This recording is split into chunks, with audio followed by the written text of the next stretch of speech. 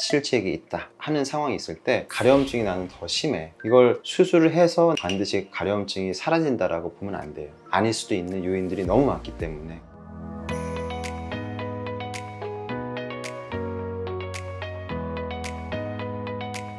안녕하십니까, 청주 설화상외과 대표원장 오세현입니다.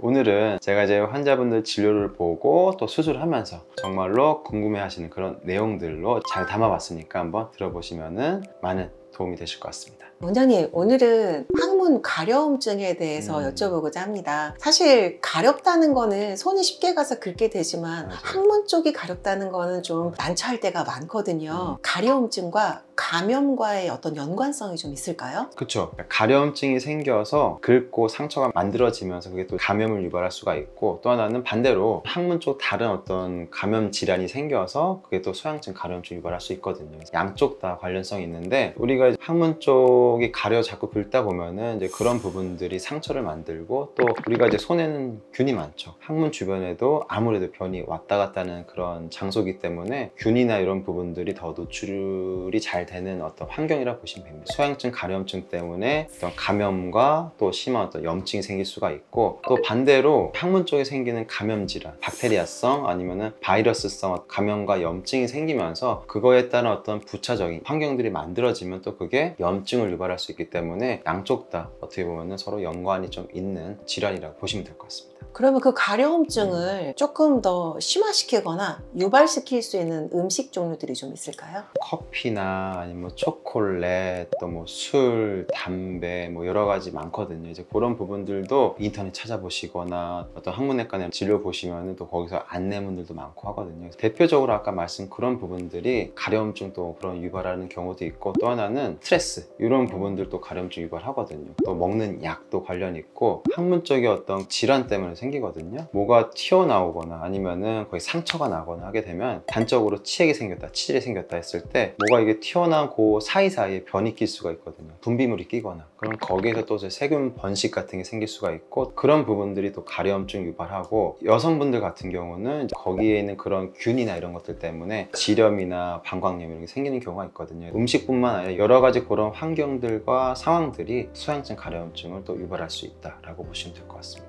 그러면 그 가려움증을 좀 완화시키거나 치료하기 위한 약물이나 치료법은 어떤 것들이 있을까요? 보통 이제 항문 쪽 소양증이나 이런 부분들은 1차적으로는 약이나 좌욕이나 연고, 또 이제 필요하면 주사, 이런 부분들로 하는데, 가려움증 유발률을 좀 떨어뜨리는 항히스타민제 같은 그런 약을 쓰고, 그리고 스테로이드 같은, 또 아니면은 보습제 같은 연고를 씀으로써 가려움증 좀 이렇게 잡을 수는 있고요. 좌욕 같은 부분들을 통해 가지고 항문 주변에 있는 어떤 그런 분비물이나 변을 좀 깨끗하게 해주면은 그런 부분들도 또 치료가 될 수 있는 부분들이고, 또 하나는 돌출되는 치질치액이나 항문 쪽 질환이 있을 때 또 소양증 유발할 수 있기 때문에 그때는 제거해주는 그런 수술이 필요할 수 있습니다. 제가 이제 그런 환자분들이 오셨을 때 이제 설명드리고 이제 주의하셔야 된다고 말씀드린 부분들이, 치질치액이 있다 하는 상황이 있을 때 가려움증이 나는 더 심해. 이걸 수술을 해서 반드시 가려움증이 사라진다라고 보면 안 돼요. 아닐 수도 있는 요인들이 너무 많기 때문에. 그래서 뭐가 돌출되거나 튀어나온 부분들이 나는 그게 스트레스고, 이걸 제거해주는 것도 나한테는 또 만족감을 주는 치료 방법이다 하게 되면, 그때는 소양증이 있으면서 이거를 좀 선택해 볼 수 있는데, 꼭 이거를 해가지고 이게 좋아진다라고는 보면 안 된다 말씀드리는 부분들이 있습니다. 그러니까 소양증하고 본인의 증상이 연관성은 있을 수 있으나 이게 반드시 한쪽을 없앤다고 해서 소양증까지 없어진다라는 그런 믿음으로 치료에 임해서는 안 된다, 그쵸. 이런 말씀이시네요. 맞아요. 친절한 설명 너무 감사드립니다. 네. 대장문 질환과 환자분들의 마음을 이해하려고 노력하고 있는 청주